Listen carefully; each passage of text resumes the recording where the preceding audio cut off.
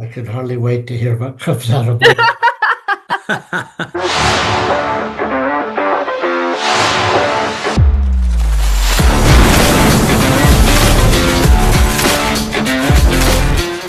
Welcome to F Up Your Life, where messing up isn't the end of the story, it's just the beginning. I'm Kurt. This is Cristin. And on this show, we sit down with ordinary people doing extraordinary things. We talk about the failures, the pivots, the moments that didn't make sense at the time, and how those moments reshape their faith, their family, their finances, their fitness, and their freedom. This isn't about pretending life is perfect. It's about being honest enough to say, yeah, I really effed up. And I think we all can say that somewhere in our life and be brave enough to keep going anyway. If you're looking for real stories and lessons and real inspiration, you're in the right place. Yes, and if you want to go deeper, our book, How to F Up Your Life, breaks down practical wisdom and hard-earned lessons across faith, family, finances, fitness, and freedom. And you can find it on Amazon or at our website, fupyourlife.com. We'll drop the link in the bio for you. And whether you're building something new or rebuilding or reimagining or just refusing to quit, welcome to the show where your mess might just become your message. Shout out really quick to our sponsors, Pet Club 24/7 and Support Local. You can learn more about them from their links in the bio. So let's get into today's story. We're so excited to have these incredible guests, Barry and Cindy McLeod. Barry's a coach, author, speaker, and entrepreneur with over 30 years of experience. And he's a master graduate of Rapport Leadership International, where he completed advanced leadership, wealth mastery, and communication programs. And Cindy holds dual master's degrees in leadership in higher education and educational administration, and a bachelor's degree in business administration. And she served as a college instructor, school principal, and high school business teacher, and but wait, there's more, is a national board certified teacher and Star Teacher Award recipient. So we are so excited to have you today on this episode to share with people stories and inspiration from your life. Thank you so much for joining us. And we're excited for you to tell us a little bit about yourselves. All right. Well, we're here and we're excited to be here today to share with you some of our experiences and lessons that we've learned on our journey together over the years. We believe that all things are possible to those who believe. And speaking about make your mess be your message, we've had a lot of practice at that also. Very proficient in that. Real quickly, Cindy, as you kick this off, I read in the book of Barry, which I'm sure you guys are going to be talking about. Get this book. Yeah, I'd say definitely get that book. That you had such a desire for children, that Yes. and being able to give back to children and teach children and just be that person that our children need today. Yeah. And you gave up some things to do that. And that was really compelling to me when I read that, because, you probably could have made more money doing what you were doing, but you elected to do what your heart told you to do. That's exactly right. And when I did become a teacher, I actually took a pay cut. And for a long time, we suffered from that because we didn't have a super big income to start with. But I knew that's where I needed to be. And that's what I needed to be doing with my life to make a difference in the lives of those students. So what were you doing before you became a teacher? I was, I worked for a health club and I was the corporate office manager. And did lots of different things, but it was also a job that I had to be available like 24 hours a day practically. And when I had all the children, it was very difficult to just not be home when they're home and to be gone on the weekends and the holidays and things like that. So I thought, I've always wanted to be a teacher. Let me go do that. And I started out that adventure. It took me 9 years to get there. But when I finally did complete my degree in education, I had the opportunity to teach the most awesome class that you could ever imagine. It was called the Young, Empowered, and Skilled. We called it YES for short, Young, Empowered, and Skilled. And these students were the leaders of the classroom. We brought to them opportunities that classrooms don't usually have. We brought them guest speakers, mentors. Barry was a mentor in our classroom and met lots of students that way. We brought them, college opportunities, military opportunities, and then they got to choose, hey, that does look interesting. We sent them on job shadows and just gave them as much as we could possibly give them to prepare them for the real world. So we had situations like, hey, I want to be a veterinarian. Oh, okay, we'll set you up with a veterinarian's office. And they'd come back and they'd say, oh my gosh, there's no way I could handle that every day. I want to be a teacher. And then, the opposite would happen when we'd send them to be a teacher. There's no way I want to be with little kids all day like that. So it was a great eye-opening experience for our students to have those opportunities and make those decisions for their future before they ever got there. That's really important because we actually hear that a lot when we're speaking with people. We see, a doctor that spent how many years getting all their degrees and invested how much resources into getting them. And then a couple of years into their career, they're like, I don't enjoy this. Right. Already spent all that time and money on getting to where they were, that now they feel stuck in this area that they're not passionate about, they're not inspired by, they don't necessarily feel called to. And so that sounds like a really powerful program that allowed them to get that insight before they made those decisions. Do you have kids now later that you like, are there kids that you're still in contact with that are adults now? And do they ever share with you how that program impacted their lives? Oh, all the time. I run into them at their new job or at their, after they've graduated. And actually, I had the most unique opportunity to hire one of my students that became a speech therapist. So Nevada State was really searching for people that wanted to be speech therapists because there was such a shortage. And so they come at like once a month and give our kids an inspirational, motivational talk and then share with them the opportunity of being a speech therapist, because it's not something that you go, oh yeah, I want to be a speech therapist. But there was several that went that direction. And one came around later and had noticed that I was a principal and said, hey, I just graduated from my program. Would you be interested in hiring me? And I said, of course I would. So lots of great experiences that way. Just, seeing kids that I recognize from years past, where they recognize me and say, hey, I got this job because we practiced interviews. We talked to people. We learned how to mentor and to network. And they're making a difference out there. Oh, that's so powerful. Now, I would imagine getting all of those degrees, all the work that you put into it, I think you said 9 years. Yeah. It took 9 years.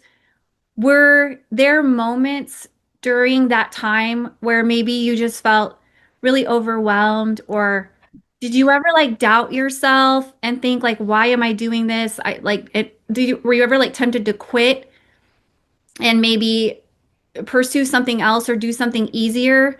And if you did have that type of moment, what pushed you through it? Because you obviously completed it and then went on to win awards and do everything that you've accomplished. But what helped you get through to the other side of that? Well, I had decided that I wanted to make a difference. Yeah. And so it kind of wasn't about me anymore and about how I felt. It was about accomplishing the goal that I said I was going to do and just following through. And yes, it was very hard.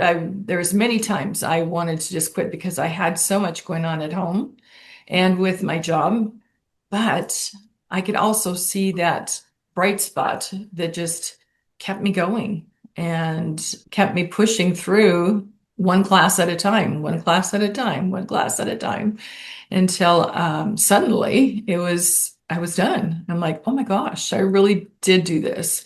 There was lots of doubt for sure, because who am I? I mean, coming from my background, I wasn't my parents didn't raise me to go to college. And for me to go to college, I had to pay for it myself.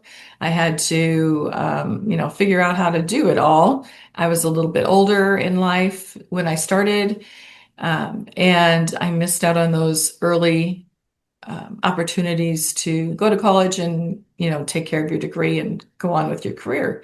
That was not the direction that I ended up going. So, that just blessings along the way that just kept me going. And Lots of prayer. lots of prayer and lots of support from my husband as well, I'll have to say. He always cheered me on. Yeah, it's kind of like that quote I learned years and years ago from Santa Claus is coming to town. Put one foot in front of the other, and soon you'll be walking out the door, right? And it's so true. You just keep going, and there you are. And here you have your degree, and then your master's degree, and you've done exactly what you wanted to accomplish. Helped so many kids. Although there was the ups and downs of life in the middle of it all. Oh, yeah. So great when you think about how many people endure and how many people give up and just don't keep going. Wow. Yeah. Yeah. No. Oh, go ahead, Barry. Well, I was going to say, I didn't even realize the degree of the class she was teaching until I went at the end of the year. They had their own graduation. I sat in the audience and I was just speechless and I heard parents behind me saying, why didn't they have a class like this when I was in school? And I was thinking the same thing. I thought, okay, it's nice she's doing a business class after all, the 9 years of sacrifice. But until I went and saw for myself, I had no idea what she was doing. The depth of the love, actually, that came across from her to the students and the students back to her. It was something to be proud of, and also thank the Lord that he had directed her in that path, and she had the courage, we had the courage to make sure, sacrifice and make it happen. Yeah. Yeah. And I can say that, it was not me. It was the students that were inspired by the idea of being the leaders of the classroom. And, I would have many at the beginning of the year that say, I'm not doing that. I'm not doing that. Well, I bet you will. And to their surprise, they became leaders and just, amazing individuals. It was just about me guiding them. They did it. I didn't do it. They did it. Yeah. And I guided and cheered them on as they did that. Cindy, I'm sure there'll be people there are people watching this that are maybe at a point in their life that they want to also chase a dream or go after something they wanted to accomplish, but life got in the way. They never had an opportunity to do that. Was there a lesson that you had to learn the hard way and you wish you'd known earlier, or maybe something that could be helpful to them as well? As we prepared for today, for being here today, we've had many challenges and many reasons not to move forward. And, it's just that moment in time when you decide, hey, there's got to be something better than what I have right now. Yeah, that's such a great driving force for so many. And really just taking that leap of faith and going after it. Yeah. Get rid of the yeah buts, right, Barry? The yeah but, which I know Barry talks about in his book. And Barry, I love your story. That story will probably be impactful for a lot of people when you were just growing up, and I read in your book. Can you kind of share on that? Of what you dealt with in sports and what you dealt with at PE, phys ed. My favorite class. Well, I relate to that, Cristin. There's only two subjects I ever got A's in. One was PE and one was history. Nailed it. Yeah, in fact, that story you're talking about, my sister that read the book called me one day and said I grew up with you and I learned things about you I had no idea. But yeah, in school I was painfully thin, and and I was very self-conscious about it. My dad was quite the athlete, and growing up I wasn't, and they did pick sides for the PE, and I was always one of the last to get picked. And that's why I related to Kristen's story a while back when she told about that. But You'll the, only be picked last the first time. They'll know. no, but these are real life experiences that can either propel you forward or scar you forever. And I remember I was telling Cindy I got on the basketball team. I think it was the fifth grade, sixth grade, whatever it was, and I wasn't very good. Somehow I got on, maybe out of pity, I don't know. But my mom and dad came to the game, and we were getting beat really, really bad. I mean, 30 something points. And the coach waited till the last 30 seconds to put me in the game. And I was so embarrassed. And when the buzzer went off 30 seconds later, I had one of those aha moments, and I said, number one, that's never going to happen to me again. I'm going to work my tail off to make sure that I'm good enough to be in there. And number two, if I ever get the opportunity to coach a team, I will never, ever do that to a kid. And obviously later I got a chance to coach kids, and whenever they got into a game, they knew it wasn't out of self-pity. It was out of the fact that they earned their way to be on that court. So yeah, there was a lot. I was raised by a World War II Marine, and I'm proud of it, and I'm grateful for the discipline that he taught me. As a matter of fact, I was standing in the shower the other day and I started to laugh. I was thinking about it. He coached a lot of our teams. And I'm talking about even after high school, when we were all young adults, we played in church leagues and city leagues, and we were good. We were pretty good. But at the end of every game, he would have the huddle, and I'm talking baseball now mostly, and we'd go down to whichever dugout, whichever the foul line we were at, and have our get together and hear from the coach. And one of the guys, Mike Smith, always sat next to me. And I don't know, a few games into the season, all of a sudden he was sitting across in the huddle. So afterwards, I asked him, I said, how come you weren't by me? He says, it didn't take me long to figure out that whenever we huddled, your dad, our coach, went after you first, and then whoever was sitting next to him was next. So, yeah, it was good times, but that inner drive, that what Cindy said, there has to be something better. I don't think I was meant to be this way.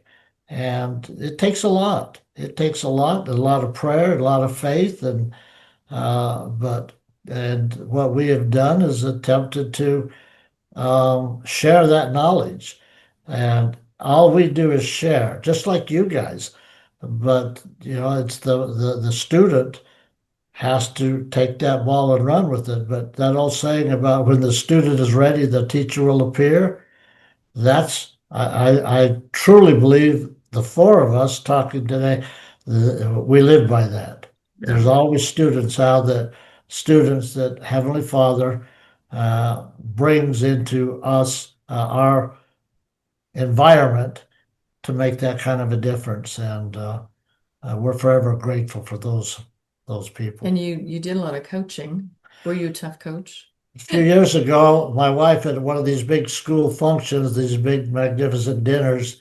We ran into one of my old ball players, and he said to Cindy, I want you to know that your husband was the toughest coach I ever played for.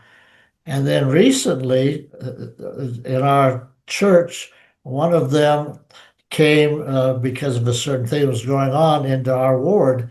And so when we went over to talk to him, he said basically the same thing to Cindy, he said, your husband was tougher than any high school coach I ever played for. And I said to him, but we won, didn't we? Yeah. And he acknowledged it. In fact, he still carries, he showed it to us on his phone, the picture of our very first team that won a championship. He still had it. And he said, yeah, it was all worth it. But he said, when I said we won, didn't we? He was excited, but he said, you made sure we won, and I ran enough laps to prove it. So when we walked away, I told Cindy he did run a lot of laps. Making a difference in people's lives. That's what it's at. And heaven only knows we've got a lot of people that need help. We all need help. And you surround yourself with good people and it rubs off.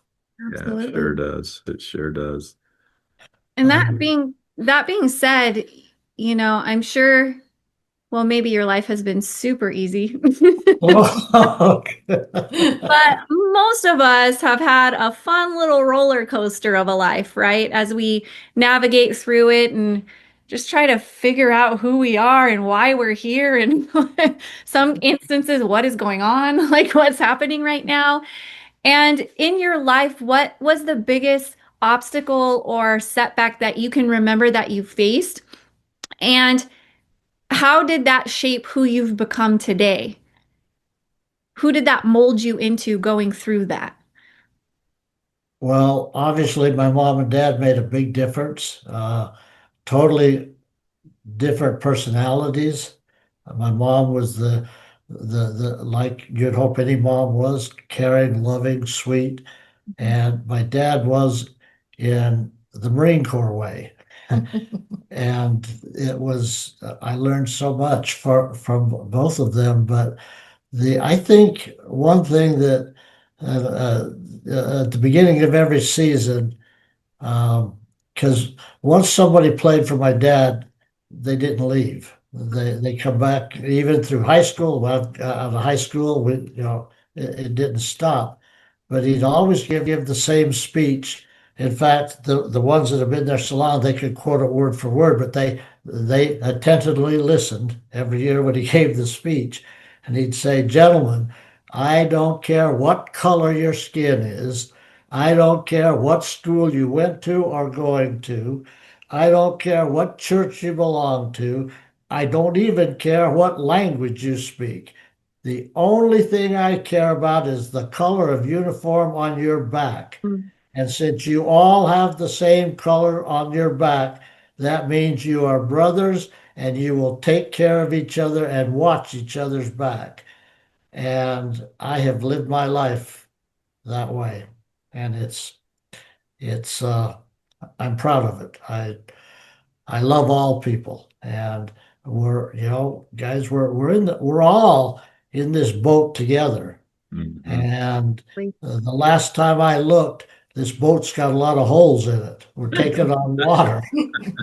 I think we need to come together and fix it. All of us together. Plug the holes and start bailing out the water. I love that by your dad. My dad was a Marine. He was in Vietnam, and so I know the Marine way. I know living with a father from the Marines, and it's amazing because we talk about, I had the same relationship with my mom that you did, loving, caring, those same things. But when it came to my dad, very stern. But my love for, what he gave me, I'm so grateful and thankful I was able to grow up in that how it situation, developed your character, to develop who I am today. Yeah. I see the same with you, Barry. It's inbred. It's in your blood. Yeah. And I shouldn't do this, but I'm going to anyway. I'm sure, Kurt, you recognize that. It's blurry. Put it in front of your face. Oh, yeah. I do. The sands of Iwo Jima, right? Yes, sir. And this happens to be the 80th anniversary of when they raised that flag. And I just told my wife, we talked about this yesterday. It saddens me that a lot of kids now, you show that they don't know what it is. they don't realize that 250 men went up that hill and only 27 came back down. That is, and what they did, and all the other Army, Navy, Air Force, Coast Guard, what they did and continue to do is allow us the freedom to be right here today doing what we're doing and sharing our thoughts. And the message has to get out.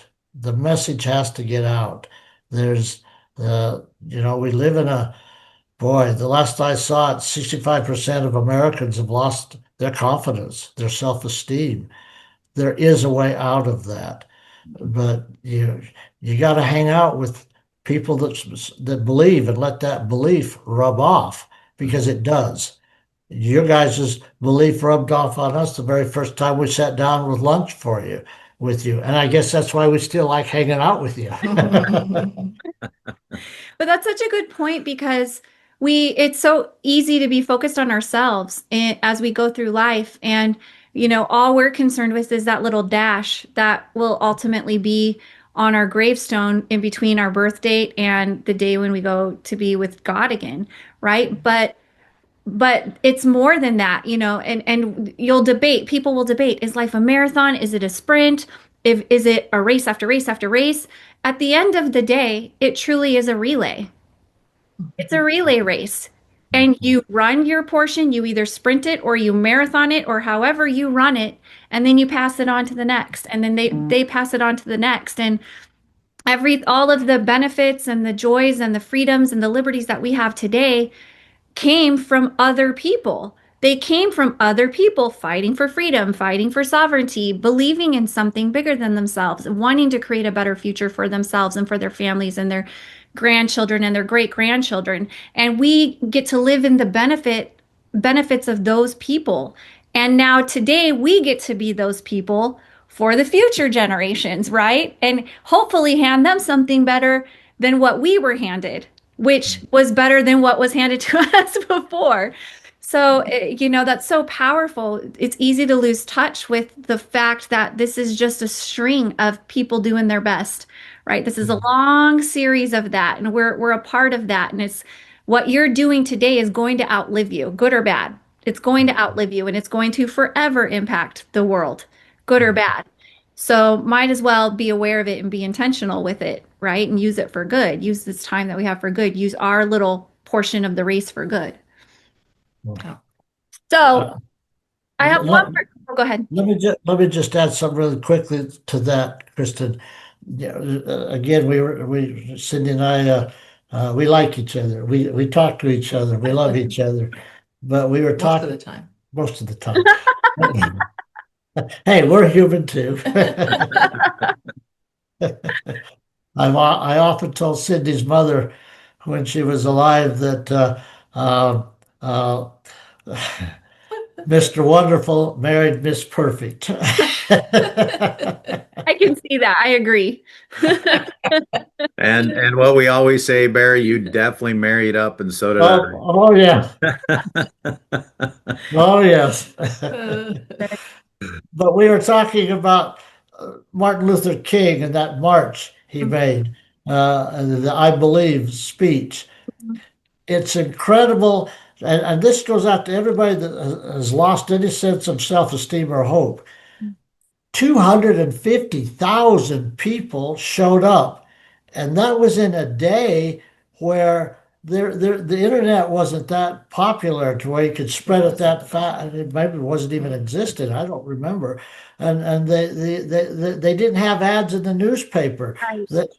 There was no way to get that word out to that many people and have them show up. And what did he say? I have a dream. And what was part of that dream? That a better life for all, not just the privileged few, but for all, equal justice for all. Yeah. And we need another Martin Luther King right now. And maybe the four of us and everybody that sees this would like to join that cause. We hope so, because it's a noble, righteous cause. And if it worked once, it'll work twice. Yep. Absolutely. Yep. So I have a fun question for each of you, and either one of you could go first. Okay. But the question was, when is a time that you messed something up in your life, and how did that affect your faith, your family, your finances, all of the different areas that we talk about? We have lots of those. Let me go down to the best one. I know for me, I didn't tell this story, but I grew up in a family that I was kind of the mom of my two brothers. And that responsibility was super heavy on me because my mom was an alcoholic and you just never knew what was going to happen next. And when you're a small child, it's kind of hard to handle that responsibility. But I did. And, as I continued through my life, I think that was about 8 when I realized, oh my goodness, I'm running this family. I'm taking care of my brothers. And when I became a teenager, I was so angry, so resentful, just absolutely miserable with my life. But I didn't know how to get out. I didn't know what to do. I went to church. I did lots of things, but no one had the right answer for me, like that could change it for me till I met him. And and then, it was just like the one day it just came to me. It was like, oh my gosh, oh, I know what it was actually. My brother said to me, whatever it is that you carry with you is making you an ugly person. I'm like, what? What are you talking about? Angry again, because how dare he say something like that? But it really hit me hard. And I thought, you know what? I need to do something because I do see where I'm going. And that's not the path that I want to take. So it was a change. It was at the time I met Barry, and he was super into motivational type books and things like that. And I fell in love with, well, not only you, but with the books and with the positive thoughts and the positive motivational information that was available to us that I really didn't pay attention to. And that was the direction I wanted to go with my life. And I got really involved in the church and all the other things that happened for the good. But without that moment, that self-reflection moment, I could have stayed angry for my whole life. But I stopped and I paused and I took small steps to make that change towards a life that I was just happier with, that I could be proud of. Yeah. Is it perfect? No, it's not. But it's still a beautiful life. Mm-hmm. You've heard the story of the two brothers, twins that grew up in a house with a parent that was an alcoholic, and one became an alcoholic and the other one didn't become an alcoholic and became very successful. And of course, they asked the one, why are you an alcoholic? And he said, well, because my dad was. And the other one, they asked, how did you become so successful? And he said, because my dad was an alcoholic. Did you ever feel like you may fall down those footsteps, or were Oh, absolutely. I was headed that way. Yeah. And, we kind of joke about that because when he first met me, yeah, I was headed absolutely that way because that was the only way I knew. Right. Really. And, yeah, you only know what you've been taught and you grow up with. Yeah. Modeled for you. Right. And you have to really break the chain of whatever it is that holds you back. Mm-hmm. And that's a hard thing to do. It's a hard thing to do. It sure is. But the most wonderful thing to do when you get to the other side of that, just a little bit. Absolutely. Now, going through something so challenging like that at such a young age, has that been a very strong driver for you in your career teaching? Absolutely. Yeah. And so, and at that point when I realized all of those things, when I finally realized that all of those things that happened gave me experience, Yeah. and that I could help this student and this student and this child of ours. And because I knew all of those things, I'd already experienced all those things, I could get on similar ground with them and say, yep, I understand that. I understand that. And how can I help you get to a different place? So good. Absolutely. So good. Okay, what about you, Barry? I've got two that just jump out. One I'll just hit lightly. Come to my first marriage, I blew it up. And that was a very hard time in my life to admit that I was at fault.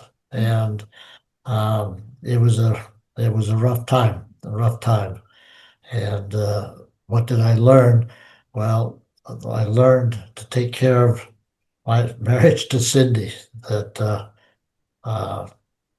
it was a hard way to learn, but um, you know, I have to practice what I preach, and I'm always preaching responsibility, accountability.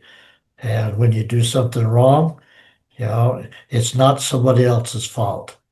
Look in the mirror. I've had many sessions of me standing in the mirror, looking eyeball to eyeball at myself and taking accountability for my actions or lack of actions. And never ever want to go back to that period of my life.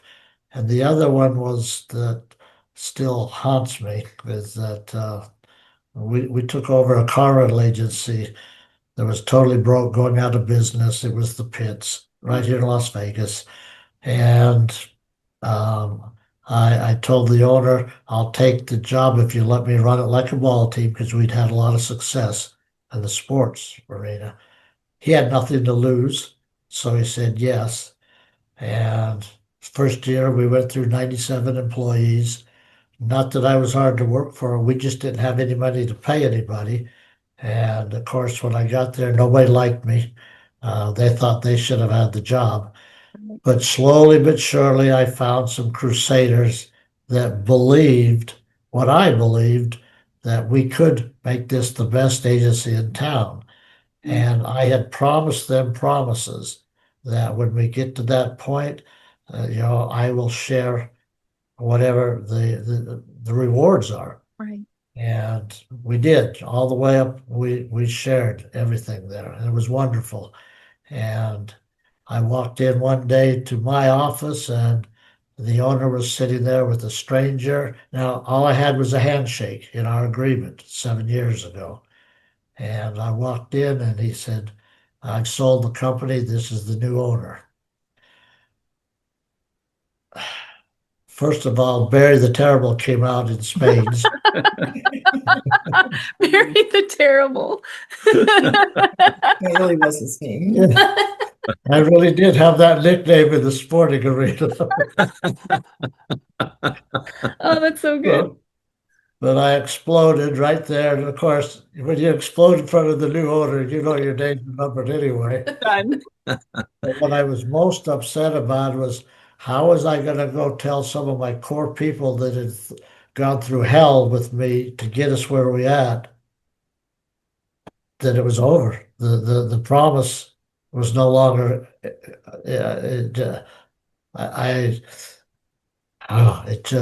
It was horrible. It was horrible because we had gone through hell to build that. And I'm talking about no days off, working holidays around the clock. But in our heyday, we were taking business away from Hertz and Avis and Alamo, all of them. It was such a great deal of pride that, wow, we did it. And then I had to tell them the rewards are gone. So we all learned, though, it didn't end up like we wanted it to, but we did learn that you can face impossible odds, go to work, and overcome it. So yeah, those are my two moments that I work every day to make sure that I've learned those two lessons. It's so good. One of your quotes from your book that you love is grow wise, grow strong, but never grow up, right? And what could you tell people? Because I know that about you, in the time that we've met, I love how you go at it. You don't stop. Young You at don't heart. buy into young at heart. You don't buy into, the age thing. And, one of my mottos is never let the old man or the old woman in. Because once you start believing that that's occurring, then you buy into, what 95% of America buys into, in my opinion. And so I love that. So what could you maybe say to people that are getting older and still have a dream to go after? I'll come right back at you two. When you taught me, don't sign up for that class. That's right. Don't ever sign up for that class. Yeah. Yeah, in fact, that, in my office right down the hallway there, I've got the little Walt Disney thing, and it's got Peter Pan flying around the London Tower, and he's got the little girl, the little boy, and the teddy bear, and Tinkerbell, and that's where that saying come from. And I, you know, I don't want to grow up, to be honest with you. I like, and yes, I've got age, but I don't feel that way. And it's a matter of choice. Everything in life is a matter of choice. And the young at heart, I feel like my generation still has so much knowledge to share and goodness to share, and because I remember the good old days, and they really were good old days. Yes, there was problems, not like we have today. So hopefully that we can keep attracting people to the cause, to the crusade, to realize that we can make a difference. We can turn this thing around.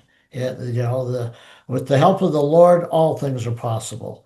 And I am sure right now, Heavenly Father's looking down, looking for people that want to help turn it around. We just have to go find them and gather them and go do it. Go do it. Yes. But thank you for asking that, because people ask me about my age, and I tell them the great Satchel Paige, the old baseball pitcher, said, "Never look back, because something might be gaining on you." And I don't look back. So good. Oh, this is so good. Thank you so much for spending this time with us. Are there any final words that either of you would like to say to the audience before we go? Well, I would just say join all of us in this crusade to be just one step better today than we were yesterday.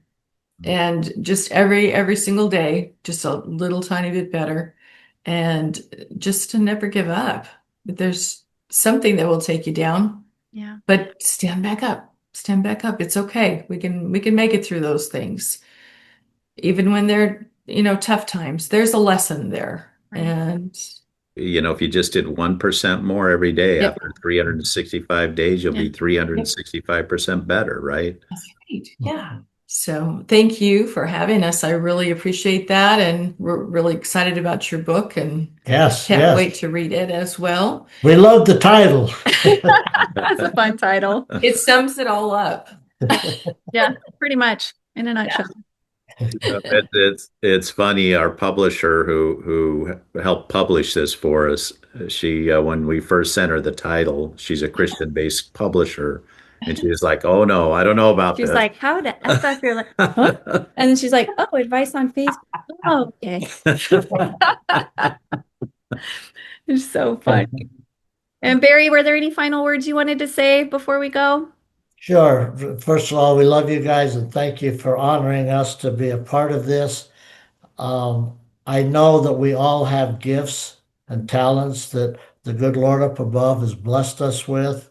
It's time to take those gifts off the shelf, or open up the box that they're with the fancy ribbons on top of it, and pull them out, and let's use them for a time such as this.